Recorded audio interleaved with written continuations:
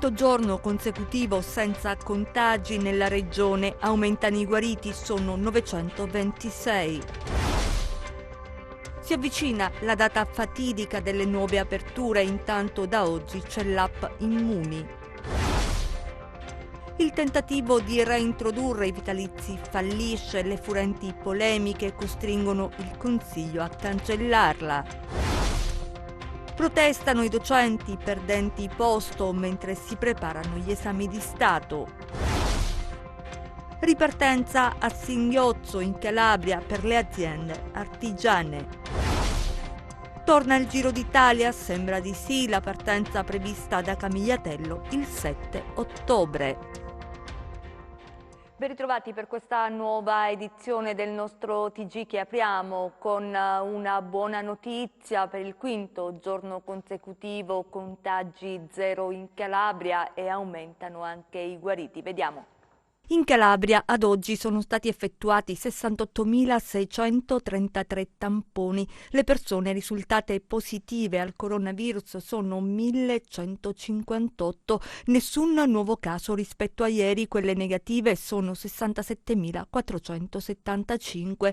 Territorialmente i casi positivi sono così distribuiti: Catanzaro 18 in reparto, 1 in rianimazione, 4 in isolamento domiciliare, 161 guariti, 33 deceduti. Cosenza 2 in reparto, 82 in isolamento domiciliare, 350 guariti, 34 deceduti. Reggio Calabria 20 in isolamento domiciliare, 236 guariti, 19 deceduti. Crotone 4 in isolamento domiciliare, 107 guariti, 6 deceduti. Vibo Valentia 4 in isolamento domiciliare, 72 guariti, 5 deceduti.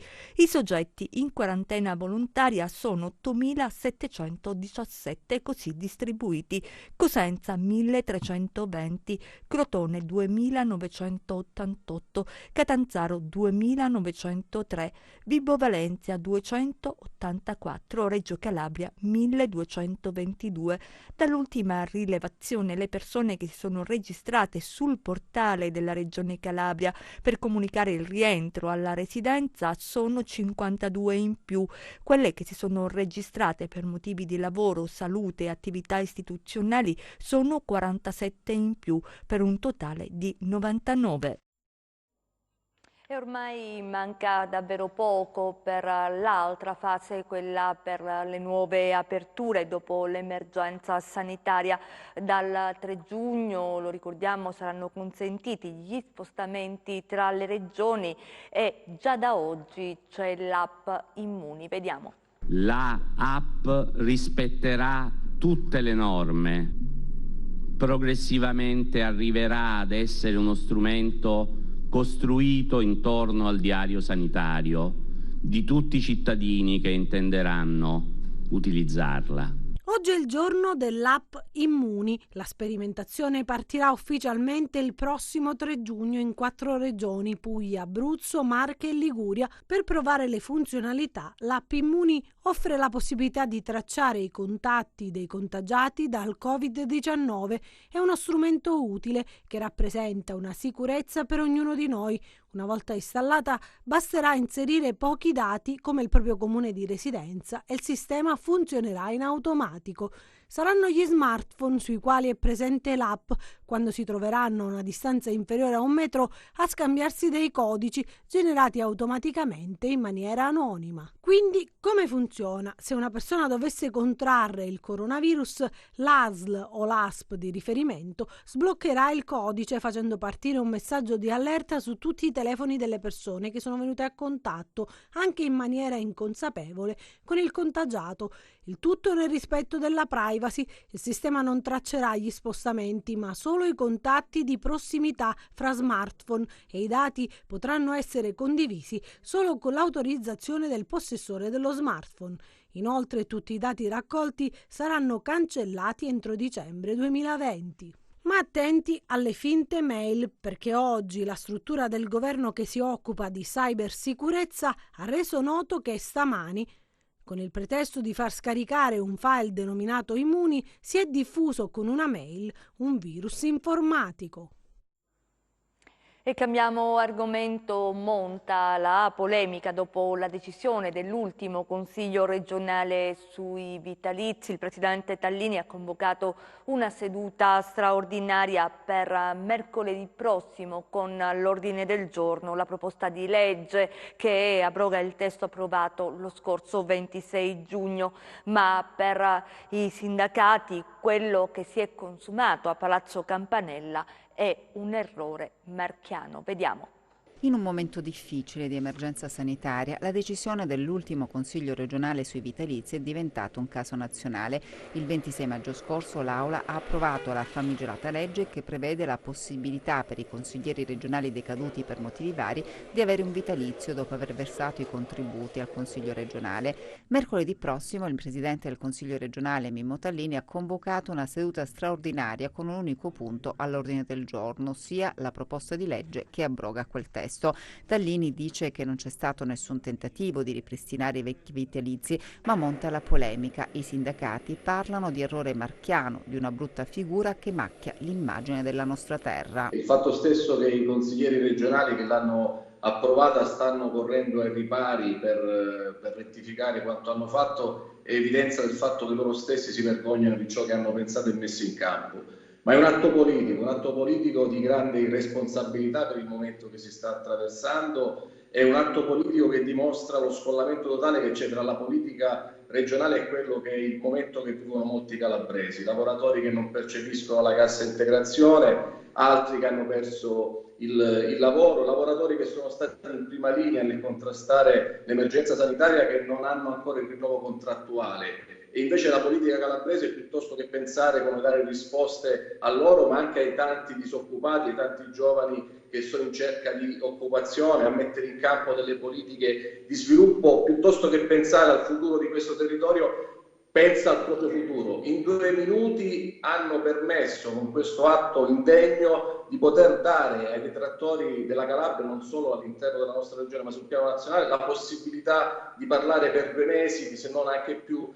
di una Calabria che non vuole ripartire, che non vuole risollevarsi. Se questo è, la premessa, noi come organizzazioni sindacali vogliamo collaborare a riprogrammare il POR, a mettere in campo la programmazione 2021-2027, a costruire politiche di sviluppo del lavoro sull'ambiente, ma se questa è la condizione con cui si vuole presentare questa 11ª legislatura, saremo costretti purtroppo a fare, come abbiamo fatto in passato, un'opposizione intransigente. Ma dal punto di vista economico, cosa significa questo tentativo di reintrodurre i vitalizi? L'impatto monetario è assolutamente irrisorio.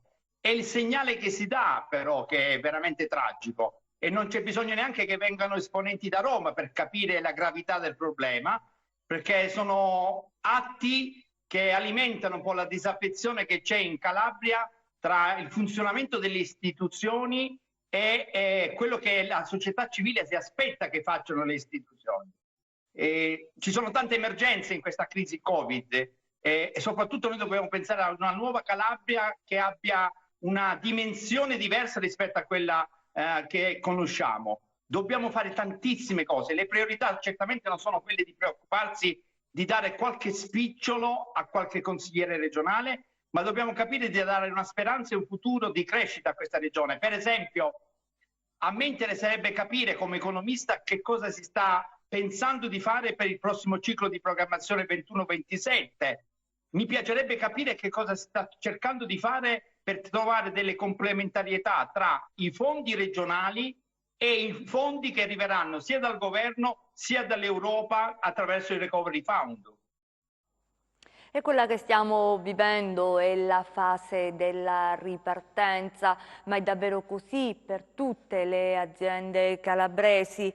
Non tutte sono riuscite a farlo, noi lo abbiamo chiesto e ce lo ha confermato il segretario regionale di Confartigianato che in realtà ci ha fotografato la situazione di oggi. Vediamo. Guardare il futuro con occhi nuovi è lo slogan scelto da Confartigianato che dopo il lockdown imposto alle attività produttive ha portato anche le imprese artigiane a rivedere i propri piani e mentre alcune attività hanno ripreso a lavorare in questa fase 2, altre faticano a ripartire. Oggi la ripresa è stata dura perché ai 2 mesi e mezzo ovviamente di chiusura dobbiamo mettere quello che sarà l'incertezza del mercato, quindi non sappiamo quale futuro ovviamente ci aspetta. Ci sono alcuni settori che magari sono ripartiti meglio, pensiamo che ne so agli estetisti e ai parrucchieri che hanno avuto un boom iniziale di richieste, ovvio, ma dobbiamo vedere un po' strada facendo quale sarà ovviamente il futuro che li attende. Noi abbiamo la preoccupazione di guardare un po' a quello che saranno i dati subito dopo quest'estate. Lì secondo me ovviamente dovremo fare un po' i conti reali con quello che è stato le conseguenze di questo lockdown. Il tessuto economico e sociale deve ripartire e farlo in fretta, perché l'incognita dei mesi a venire e l'emergenza sanitaria che può riacutizzarsi potrebbe far segnare il 2020 come un annus horribilis. Ed è necessario metterlo in piedi oggi questa programmazione di sostegni economici. Pensare tra qualche mese di sostenere queste attività rischiamo di non trovarle più, di trovarle chiuse, perché oggi c'è un problema fondamentale che tante attività si trovano a dover scontare una economia fragile nella nostra regione. Noi venivamo già da una crisi importante degli anni scorsi che non avevamo superato come Regione Calabria, quindi se a quella aggiungiamo ovviamente gli effetti di questa conseguenza del lockdown ci rendiamo conto come la situazione sia veramente drammatica in Calabria. La scuola è un altro dei settori che ha subito molto le conseguenze dell'emergenza sanitaria con il lockdown e la didattica a distanza. La scuola dunque tra attese e proteste. Oggi il sit-in dei docenti perdenti posto in provincia di Cosenza sono oltre 200. I sindacati contestano la pianta organica e chiedono che se ne occupi la task force. Vediamo. La stesura degli organici dei docenti per la provincia di Cosenza non soddisfa nessuno. I rappresentanti delle sigle sindacali si sono ritrovati davanti alla sede dell'ATP per contestarla. Stiamo chiedendo da più giorni di essere ascoltati per quanto riguarda la stesura dell'organico della scuola cosentina, non abbiamo avuto ancora risposta. Ci sono tanti problemi che riguardano questa stesura sui vari ordini di scuola e si riscontra quest'anno rispetto agli anni precedenti un numero non consono di perdenti posto nella scuola infanzia primaria primo grado, che dovrebbero essere soprattutto in questo periodo maggiormente tutelati. Noi proponiamo che l'USR Calabria intervenga per dilatare la data di scadenza della chiusura degli organici, che è quella del 5 giugno, e per l'invio a Cosenza immediatamente di una task force di operatori degli altri ATP, evidentemente con un po' più di esperienza di quella che può gestire oggi l'ATP di Cosenza, per mettere mano agli organici, altrimenti saremmo costretti a proclamare lo stato di agitazione. Per i sindacalisti la pianta organica sarebbe in contrasto con le linee guida disposte dal Ministero e provocherebbe un taglio di 200 unità. La CISI Scuola Cosentina chiede soprattutto in questo momento una informativa chiara su quella che è stata la determinazione degli organici a livello provinciale e soprattutto di tener conto del territorio cosentino, della provincia cosentina, che ha una situazione orografica difficile, e quindi in questa fase in cui sono stati dichiarati molti soprannumerari, di salvaguardare quella che è la continuità didattica di tutti gli alunni, in particolar modo gli alunni disabili, e quindi di tener conto in questo momento, soprattutto la ristrettezza dei tempi per la chiusura dell'organico, che si intervenga per fare una distribuzione equa sul territorio. C'è stato un taglio spaventoso su tutti gli ordini di scuola e quindi ci ritroviamo con classi molto numerose. L'altro canto è la modalità e la tempistica con cui sono state gestite tutte le operazioni. Non c'è stato un confronto, non c'è stata un'informativa ai sindacati adeguata sull'andamento di tutte le situazioni, siamo rimasti impotenti di fronte a tutto. A scuole chiuse abbiamo avuto l'organico proiettato dalla mattina alla sera, e la cosa più grave è la tempistica fatta verso il personale perdente posto. È stato chiamato a pranzo di giovedì, dice: tu sei perdente posto, domani entro la domanda di trasferimento. Adesso si attende una risposta dall'ATP, altrimenti sarà proclamato lo stato di agitazione. Abbiamo dovuto dichiarare i perdenti posto non avendo manco la contezza di chi va in pensione. Quindi ci sono tante criticità che ogni anno puntualmente noi dobbiamo affrontare. Intanto bisogna pensare agli esami di Stato e alla riapertura delle scuole. I ragazzi potranno tornare tra i banchi a settembre in sicurezza. Noi lo abbiamo chiesto, ne abbiamo parlato con Antonio Iaconianni, che è dirigente scolastico del Liceo Telesio di Cosenza. Vediamo.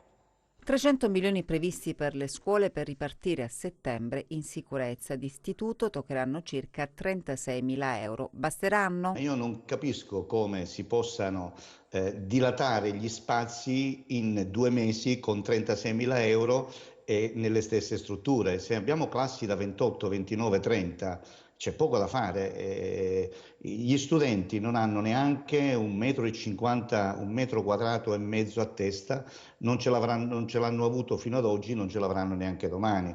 Quindi bisognerà studiare altre forme di ritorno a scuola, a meno che non siamo tutti quanti graziati dal Covid-19. Intanto bisogna pensare agli esami di Stato. Si svolgeranno in grande sicurezza, anche se, me lo lasci dire, io avrei preferito sempre la soluzione online, ma ad ogni buon conto abbiamo ricevuto un documento tecnico nel quale documento sono esplicitate le misure di sistema, organizzative e le misure di prevenzione.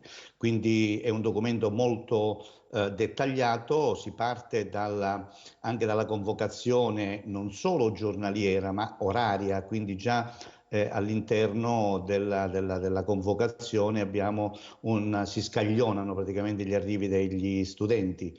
E poi misure riguardanti anche il livello organizzativo, quindi i flussi, le entrate e le uscite. Per esempio noi al Telesio abbiamo 4 commissioni che entreranno da 4 siti diversi e avranno dei percorsi di andata e ritorno lungo i corridoi, insomma è tutto quanto abbastanza dettagliato. Oltre alle misure di igienizzazione, pulizia, siamo quasi pronti, diciamo, manca soltanto la cartellonistica, saranno un po' anche le prove generali in qualche modo della riapertura dell'anno scolastico. Il vice ministro dell'istruzione Anna Ascani ha annunciato inoltre il via libera del comitato tecnico-scientifico agli incontri tra studenti e docenti per salutarsi per l'ultimo giorno di scuola. Non mi trovo assolutamente d'accordo, perché bisogna scongiurare ogni manifestazione che in questo momento può creare assembramento. Certamente una giornata, ultimo giorno di scuola, che è in genere sempre all'insegna della festa, degli abbracci, delle situazioni ravvicinate, io credo che sarebbe opportuno evitarle, ma un mio personalissimo pensiero, credo.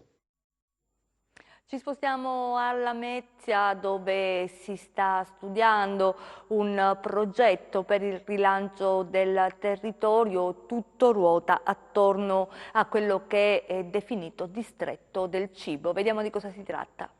L'idea è costituire il distretto del cibo lametino con l'obiettivo di rilanciare il territorio. Se ne è discusso in municipio. Ad introdurre i lavori il primo cittadino, che ha spiegato il modello basato su un partenariato pubblico-privato.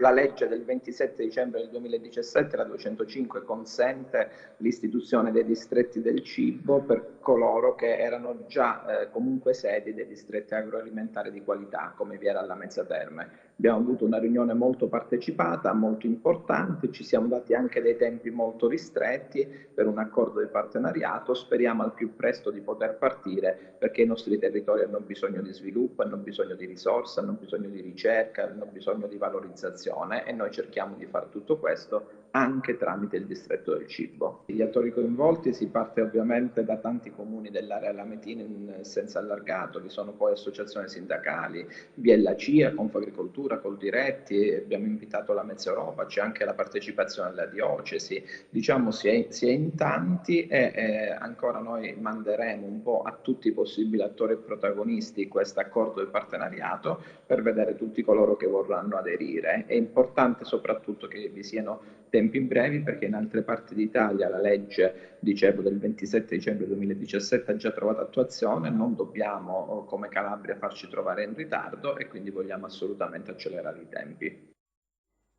E parliamo ora del Giro d'Italia, perché sembra che sia stato solo rimandato la nuova ripartenza in ottobre da Camigliatello. C'è anche una data, il 7 di ottobre. I particolari nel nostro servizio.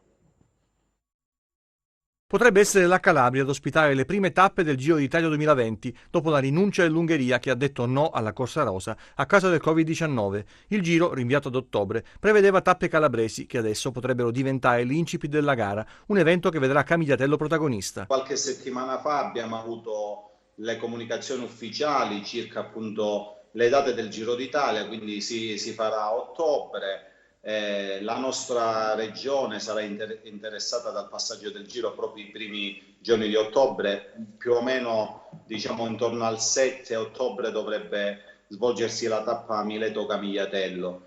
Questo Giro, insomma, in questa fase, in questo momento può essere una bella occasione, un bel momento per ripartire, potrebbe rappresentare un bel segnale. Insomma, anche se ancora ci sono un po' di criticità, un po' di incertezze che nei prossimi giorni gli organizzatori cercheranno di risolvere con il Ministero dello Sport, con il governo, circa appunto una serie di questioni relative alla sicurezza. Però comunque c'è la data, quindi auspichiamo insomma che nelle prossime settimane si possono avere delle conferme, quindi appunto cogliere al volo questa occasione. Come si sta preparando la splendida località silana che ha già vissuto la Corsa Rosa nel 1982? Avevamo già organizzato e programmato tutta una serie di iniziative, una serie di azioni anche per riqualificare e rendere più bello il nostro territorio, promuoverlo anche al di là dei confini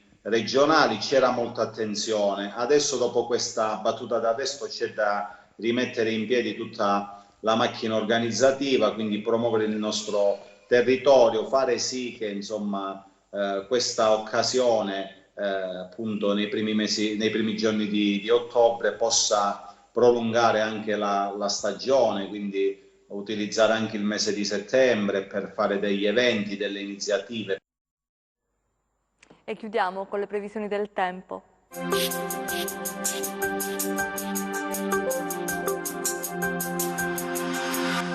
Prosegue il regime di correnti fresche e moderatamente instabili. La saccatura presente da diversi giorni sull'Europa orientale tende ad allontanarsi ulteriormente verso est, sospinta da un promontorio anticiclonico che incalza sul Mediterraneo occidentale a causa di un minimo depressionario che si va formando al largo delle coste portoghesi. Domani sereno o poco nuvoloso al mattino, aumento della nuvolosità cumuliforme sulle aree montuose durante le ore centrali della giornata. Avremo possibilità di rovesci su aree del Pollino, sulla Sila, con locali sconfinamenti di fenomeni sui versanti ionici del Catanzarese. Migliora in serata. Temperature in lieve aumento nei valori massimi. Passiamo a mari e venti. Domani venti da maestrale sul Tirreno, deboli, con mare poco mosso lo Ionio con venti deboli di direzione variabile sul Golfo di Taranto, settentrionali sul Crotonese, sud-occidentali sul settore reggino e catanzarese. Per ulteriori approfondimenti vi rimando al sito www.meteoincalabria.com e alla nostra pagina Facebook Meteo in Calabria. È tutto, ci fermiamo qui, grazie per essere stati con noi, grazie in regia a Michele Cava, in messa in onda Giuseppe Costanzo, noi vi auguriamo un buon proseguimento.